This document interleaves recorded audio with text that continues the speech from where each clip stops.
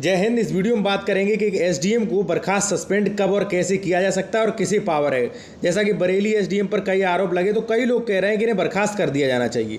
तो आप थोड़ा कानून समझ लीजिए कि क्या प्रक्रिया है और किसको पावर है। जो नौकरी पाने में जितनी कठिनाई होती है और उसे हटाने में भी उतना ही कठिन प्रोसीजर है। ठीक है, तो चलिए बात करते हैं इन्हें कैसे हटाया जा सकता है। मैं सिर्फ एसडीएम की नहीं, डीएम, एसडीएम, एडीएम, मान लीजिए जो भी मान लीजिए सिविल सर्विसेज हैं उन्हें कैसे हटाया जा सकता है। ठीक है, तो इसका प्रावधान किया गया है संविधान के अनुच्छेद 311 में कि संघ या राज्य के अधीन सिविल हैसियत से नियोजित व्यक्तियों का पदच्युत किया जाना यानी कि पद से हटाया जाना। ठीक है, इसका प्रावधान किया गया है।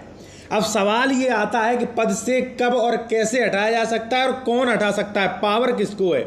तो देखिए, सबसे पहले मैं आपको बता दूं फर्स्ट पॉइंट कि पद से हटाने का प्रावधान अनुच्छेद 311 में किया गया है।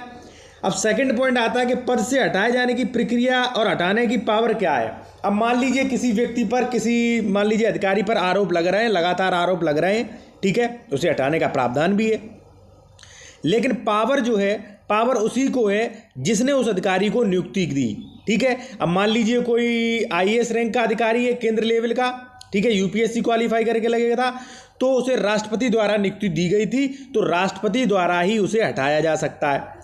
अब मान लीजिए कोई राज्य स्तर का अधिकारी है, ठीक है, राज्य सरकार के अधीन, यानी कि मान लीजिए एसडीएम है या मान लीजिए पीपीएस है, जो पीसीएस क्वालिफाई करके हुआ था, तो वो जो है राज्य का कर्मचारी है, तो वहाँ पर उसकी नियुक्ति की थी राज्यपाल ने, तो उसे जो हटा सकता है वो हटाने की पावर है राज्यपाल। ठीक है, अब थोड़ी प्रक्रिया के बारे में जान लीजिए कि कैसे हटाया जा सकता है। अब मान लीजिए बरेली एसडीएम पर आरोप लग रहे हैं कि भाई इन्होंने घूस ली, रिश्वत ली, उनके पति द्वारा लगाए जा रहे हैं, तो सबसे पहले होगी आरोपी की जाँच।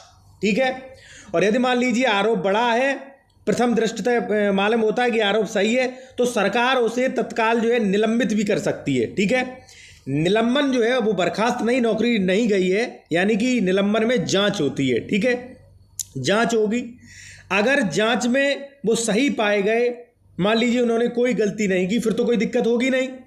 अगर मान लीजिए जांच में वो दोष सिद्ध हुए अधिकारी, तो उन्हें भी मौका दिया जाएगा अपना पक्ष रखने के लिए, और उसके बाद भी जांच में वो दोष सिद्ध हुए, उनकी मान लीजिए गलती है, तो ऐसी कंडीशन में अगर राज्य स्तरीय कर्मचारी है, पीसीएस क्वालिफाई करके बने थे, तो उन्हें राज्य सरकार यानी कि राज्यपाल, और केंद्र स्तर का कर्मचारी है यानी कि वो यूपीएससी क्वालिफाई करके बना था, तो उसे राष्ट्रपति द्वारा जो है वो बर्खास्त किया जा सकता है। बर्खास्त जो है यानी कि बिल्कुल नौकरी समाप्त, निलंबन नौकरी समाप्त नहीं समझा जाएगा, निलंबन यानी कि थोड़े दिनों के लिए वो निलंबित है, हो सकता है जांच के बाद अगर वो आरोप न सिद्ध हुए तो वो फिर से बहाल हो जाएगा। ठीक है, अब एक टॉपिक पे हम और चर्चा करेंगे यहीं पर कि रिश्वत लेने पर कितनी सजा है।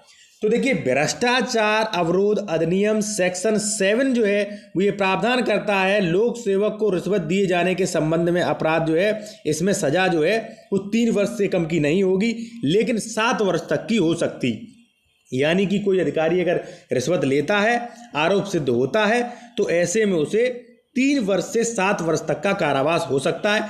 वीडियो अच्छा लगा, वीडियो को लाइक करें, चैनल को सब्सक्राइब जरूर कर लें आप, और मुझे आप ट्विटर पर फॉलो कर सकते हैं। हमारे अकाउंट की लिंक वीडियो की डिस्क्रिप्शन में दी गई है। धन्यवाद दोस्तों।